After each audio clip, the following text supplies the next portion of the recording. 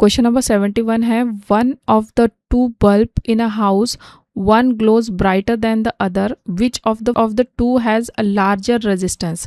तो इसके ऑप्शन है the dim bulb, the bright bulb, both have same resistance, brightness does not depend upon resistance. तो घर में दोनों बल्ब एक ही वोल्टेज पर जो है वो चलते हैं, ये आपको याद रखना है। इसमें ये वाला फॉर्मूला P=V²/R। तो इससे आपको याद रखना है कि पावर और रेजिस्टेंस कैसे है, इन्वर्सली प्रोपोर्शनल है। मतलब कि अगर रेजिस्टेंस कम होता है तो पावर ज़्यादा होगा और बल्ब भी जो है वो ज़्यादा ब्राइट होगा, लेकिन रेजिस्टेंस अगर ज़्यादा होता है तो पावर कम होगा और बल्ब की जो ब्राइटनेस है वो भी कम होगी। तो इसलिए जो है इसमें जो है डीम बल्ब, उसका रेजिस्टेंस इसमें ज़्यादा होगा, डीम बल्ब का जो है रेजिस्टेंस ज़्यादा होगा। तो इसका आंसर हो जाएगा क्या, option number 1, the dim bulb has larger resistance. Next है question number 72, a DC supply voltage has an internal resistance of R ohms. A resistive load R is connected across the terminal of the supply. The power developed in R is maximum when the value of R is. तो इस सवाल में पूछा गया है कि load resistance R, मतलब ये कैपिटल R की कितनी वैल्यू होने पर मैक्सिमम पावर मिलेगी। तो याद रखने वाला इसमें एक ही फॉर्मूला है मैक्सिमम पावर ट्रांसफ़र थ्योरम का। तो इसके अकॉर्डिंग क्या होता था कि लोड रेजिस्टेंस सोर्स की इंटरनल रेजिस्टेंस मतलब कि R के बराबर होती है, तब लोड में जो है सबसे ज़्यादा पावर इसमें मिलती है। ठीक है, तो इसका आंसर हो जाएगा हमारा क्या, ऑप्शन नंबर 3, R ohms। तो ये कंडीशन, ये वाली कंडीशन जो है आपको इसमें याद रखनी है। नेक्स्ट है, two identical heater coil are connected in parallel across the mains. If one of the coil breaks the other coil develops lower temperature, develops same temperature as before, develops higher temperature, या फिर will also not be heated. तो दोनों heater coil parallel में जुड़े हुए हैं पहली बात तो, और पैरेलल कनेक्शन में हर कॉइल को मेंस का पूरा वोल्टेज मिलता है। अगर एक कॉइल ख़राब हो जाए तो सिर्फ उसी कॉइल का सर्किट जो है वो ओपन होगा और दूसरी कॉइल पहले की तरह वही वोल्टेज जो है उसको मिलता रहेगा, इसलिए उसकी पावर और टेम्परेचर में कोई भी बदलाव नहीं होगा। यानी दूसरी कॉइल जितनी पहले गर्म होती थी उतनी ही गर्म वो अभी होगी, इसलिए इसका क्या हो जाएगा, option number 2, develop same temperature as before. ठीक है, बेसिकली पैरेलल का ही कॉन्सेप्ट जो है इसमें हमको यूज़ करना है। नेक्स्ट क्वेश्चन हो जाता है, the power rating of the motor drawing a current of 40 ampere at 400 volt is.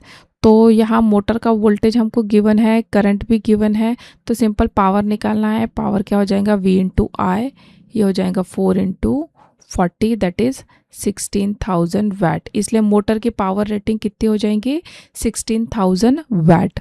ठीक है, तो इसका आंसर हो जाएगा ऑप्शन नंबर 1।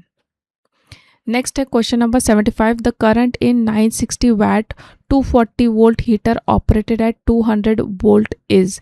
इसमें हमको निकालना है करंट। ठीक है, तो पहले हीटर की रेजिस्टेंस निकालेंगे क्योंकि वोल्टेज जो है इसमें बदल गया है। ठीक है, तो पावर हमारा क्या है, पावर है 960 वैट, रेटेड वोल्टेज है हमारा कितना, 240 वोल्ट, रेजिस्टेंस का फॉर्मूला क्या हो जाएगा, V²/P। पुट करते हैं वैल्यूज़, 240 इंटू 240 डिवाइड बाय 960। ठीक है, इसको आप सॉल्व कर लेंगे तो आपका कितना आ जाएगा, 60 ओम्स करके आपका रेजिस्टेंस आ जाएगा।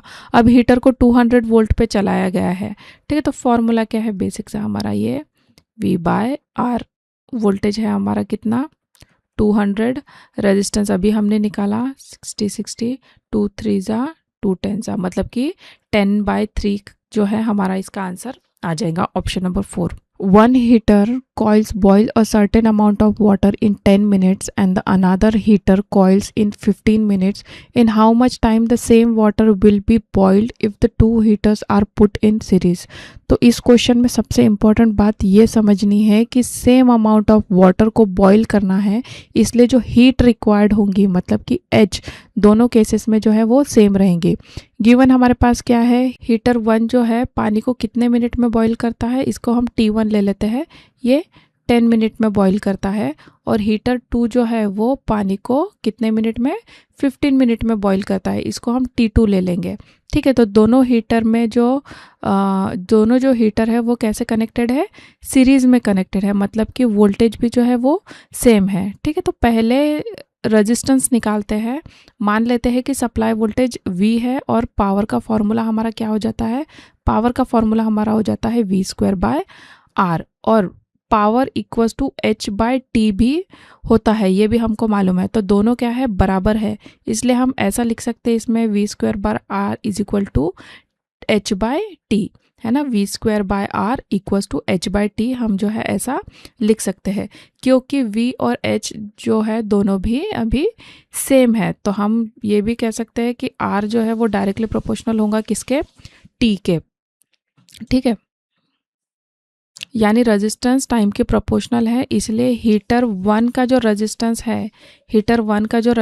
है, R1 कितना हो जाएगा 10R, और हीटर 2 का जो रेजिस्टेंस है R2 वो हो जाएगा 15R, क्योंकि ये डायरेक्टली प्रोपोर्शनल है। ठीक है, यहाँ R जो है सिर्फ एक कॉमन यूनिट हम मान के चल रहे हैं। ठीक है, अब नेक्स्ट स्टेप क्या हो जाएंगे, हमको निकालना है टोटल रेजिस्टेंस। तो अब ये सीरीज में है, इसलिए क्या हो जाएगा R1 प्लस R2, RS क्या हो जाएगा 10R प्लस 15R, जो कि हो जाएगा कितना 25। अब सीरीज कनेक्शन में पावर क्या हो जाएगा, PS इक्वल्स टू V²/RS, और RS हमारा कितना है 25R। ठीक है, तो पहले हीटर H1 की पावर क्या थी, ये P1, पहले हीटर की पावर को हम ले लेते हैं P1 इक्वल्स टू V²/10R। ठीक है, अब दोनों की पावर का रेशो भी हमको निकालना पड़ेगा, दैट इज PS/P1। तो ये हो जाएगा कितना, PS हमारा कितना आ गया था V²/25R, और P1 हमारा हो जाएगा V²/10R। V² कैंसिल, 10 कैंसिल, ये भी कितना 5 से हो जाएगा और ये 2 से हो जाएगा, मतलब कि PS/P1 ये आ जाएगा हमारा 2/5। ठीक है, ये आ गया, यानी अब सीरीज में पावर पहले हीटर की पावर का 2/5 रहेगी। ठीक, यहाँ से आप ये भी निकाल सकते हो PS is equal to 2/5 P1, ये रिलेशन भी आप इसमें से निकाल सकते हो। अब नेक्स्ट जो लास्ट स्टेप है वो क्या हो जाएगा कि हमको यहाँ पे निकालना है। अब हीट सेम है, इसलिए जो T है वो इन्वर्सली प्रोपोर्शनल हो जाएगा किसके, पावर के। ठीक है, तो हम यहाँ से ये लिख सकते हैं P1 T1 equals to PS TS। P1 की वैल्यू क्या थी, ये थी V²/10R इंटू T1 कितना था हमारा, ये था 10 मिनट, इक्वल्स टू PS कितना है, ये यहाँ पे दी हुई है ये वाली वैल्यू V²/25R इंटू TS, जो कि हमको निकालना है। यहाँ से RR कैंसिल हो जाएगा, V² भी कैंसिल हो जाएगा, 10 भी कैंसिल हो जाएगा, ये कितना आ जाएगा 25 इक्वल्स टू TS, मतलब कि 25 मिनट। तो ऑप्शन नंबर 2 यहाँ पे हो जाएगा हमारा करेक्ट आंसर। नेक्स्ट क्वेश्चन है, in the above problem in how much time the same amount of water will be boiled if the 2 heaters are put in parallel. अगर दोनों हीटर को पैरेलल में लगा दिया जाए तब क्या होगा। तो यहाँ पे भी जो है हम हीटर 1 का जो है टाइम ले लेते हैं। हीटर 1 का कितना दिया हुआ है 10 मिनट दिया हुआ है, मतलब कि P1 is equal to H/10। Heater 2 के लिए कितना है 15 मिनट, तो ये P2 हो जाएगा H/15। ये हीटर का फॉर्मूला तो पता है ना, P इंटू T। ठीक है, टोटल पावर इन पैरेलल कैसा आ जाएगा, P equals to P1 plus P2 that is H/10 H/15। तो ये आ जाएगा 3H plus 2H divide by 30 that is H/6। ठीक है, ये 5 हो जाएगा, 5 से ये कैंसिल हो जाएगा। तो अब निकालते हैं time taken, that is T is equal to H/P, ये जो पैरेलल का हमने ऐड किया था वो। तो ये आ जाएगा कितना H divide by H/6, H cancel और ये टाइम आ जाएगा हमारा कितना 6 minute. Hope you understand this problem. तो इसका हमारा करेक्ट आंसर हो जाएगा ऑप्शन नंबर 3। नेक्स्ट है to lamps 100 watt 200 watt rated for 220 volt are placed in series and 440 volt applied across them, then only 100 watt lamp will fuse, only 200 watt lamp will fuse, both lamp will fuse या फिर no lamp will fuse। तो lamp 1 की rating हमारे पास है L1 is equal to 100 watt 220 volt. Lamp 2 की भी हमारे पास है 200 watt 220 वोल्ट। अब ये कैसे है, सीरीज़ में कनेक्टेड है और सप्लाई वोल्टेज हमारे पास 440 है। तो सबसे पहला क्या है कि हम रेजिस्टेंस इसमें फाइंड आउट कर लेंगे। रेजिस्टेंस का फॉर्मूला कौन सा, V²/P। तो 100 वाट के लिए जो है रेजिस्टेंस क्या निकल जाएंगी, 220 इंटू 220 डिवाइड बाय 100, 0 0 0 0 कैंसिल, ये हो जाएगा 484 ओम्स। 200 वाट के लिए क्या निकल जाएगा, R2, ये निकल जाएगा 220 इंटू 220 डिवाइड बाय 200, यहाँ से भी 0 0 कैंसिल, ये 2 से 11 दैट इज 242। ठीक है, तो यहाँ पे 100 वाट लैम्प का जो है ज़्यादा रेजिस्टेंस है ना, ज़्यादा रेजिस्टेंस है। अब जो है हम टोटल रेजिस्टेंस निकाल लेते हैं। RT कितना हो जाएगा, ये 484 प्लस 242 इक्वल्स टू 726 ओम्स। ठीक है, ये आ जाएगा RT। अब करंट निकाल लेते हैं इसका। करंट इज इक्वल टू हो जाएगा V/R 440 डिवाइड बाय 726, जो कि आ जाएगा 0.606 एम्पियर। ठीक है, इतना हो गया करंट। अब वोल्टेज अक्रॉस हमको निकालना पड़ेगा हर एक लैंप के। तो सबसे पहला V1 मतलब जो 100 वाट का है उसके अक्रॉस हम वोल्टेज निकालते हैं। ये क्या आ जाएगा, IR1 दैट इज 0.6 इंटू 484। तो ये वोल्टेज आ जाएगा 293 वोल्ट अप्रॉक्सीमेटली। ठीक है, अब 200 वोल्ट के अक्रॉस वोल्टेज निकालते हैं। तो ये आ जाएगा V2 is equal to I2, जो कि हो जाएगा 0.6 इंटू 242, ये आ जाएगा कितना 147 volt.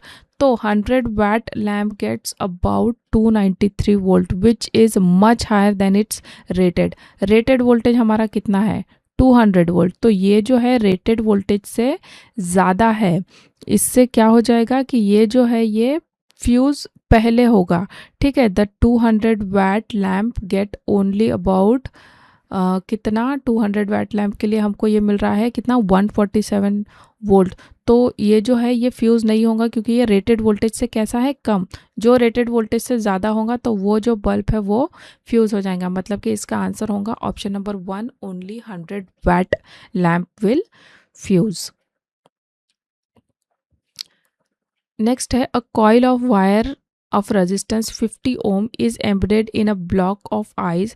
What is the amount of ice melted in 1 second if the potential difference of 220 volt is applied across the coil? तो रेजिस्टेंस हमको गिवन है, यहाँ पे वोल्टेज भी हमको गिवन है। ठीक है, टाइम भी हमको गिवन है t। तो latent heat of fusion of ice, ये इसका फॉर्मूला है L is equal to 3.36 into 10⁵ joule per kg। ठीक है, तो सबसे पहले कॉइल में जनरेटेड हीट अपन निकालते हैं, H equals to V²/R into T। यहाँ पे 210 इंटू 210 डिवाइड बाय रेजिस्टेंस हमारा 50 इंटू 1। तो यहाँ पे कैंसल आउट करते हैं इसको, 5 चौक 20, 5 दूनी 10, इसको हम कैलकुलेट करेंगे तो हमारा कुछ 882 जूल्स आ जाएगा। अब मेल्टेड आइस का मास हमको निकालना है, तो ये हो जाएगा m is equal to H/L। ठीक है, H की वैल्यू क्या है, या तो आप ऐसे भी लिख सकते हैं 42 इंटू 21 डिवाइड बाय ये 3.36 इंटू 10⁵ ये जो है आपको वैल्यू इस यहाँ पे याद करनी पड़ेगी। ठीक है, तब आप इसका जो है निकाल सकते हो सॉल्यूशन। तो इसको जब आप कैलकुलेट कर लेंगे तो आपका आंसर कुछ आ जाएगा 2.625 इंटू 10⁻³ kg।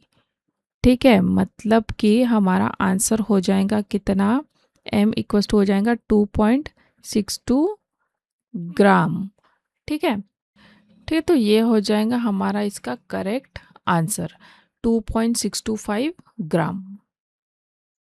एंड आज का लास्ट क्वेश्चन है, in the circuit shown in figure the battery has negligible internal resistance, the power supply by the battery is 9/7, 9/4, 45/16 watt या फिर 9/5। तो यहाँ पे आपको दिख रहा है 3 वोल्ट का ये जो है सप्लाई है 3 ohms एंड ये 2 ohms और ये भी 2 ohms। तो टॉप रजिस्टर 2 ohms है, बॉटम रजिस्टर 2 ohms है, मिडल ब्रांच में 3 वोल्ट की बैटरी है और 3 ohms का रेजिस्टेंस है। तो बैटरी इंटरनल रेजिस्टेंस कितना हो जाएगा, बैटरी का इंटरनल रेजिस्टेंस है 0। ठीक है, तो we need to find the power supply by the battery. तो सिंप्लीफाई करते हैं पहले आउटर सर्किट को, ऊपर का 2 ohm और नीचे का 2 ohm कैसे कनेक्टेड है, पैरेलल में। तो आरपी हो जाएगा 2 × 2 divide by 2 + 2 that is 1 ohm, या फिर 2/2 भी कर सकते थे हम, तो भी सेम ही आंसर आता। सो द सर्किट बिकम्स क्या, सर्किट अब क्या हो जाएगा यहाँ पे, एक तो 3 वोल्ट की बैटरी है यहाँ पे और एक 2 ohm का रेजिस्टेंस, ये 2 ohm, ये 3 ohm और ये 3 वोल्ट की बैटरी। इस टाइप का जो है हमारा एक सर्किट बन के तैयार हो जाएगा।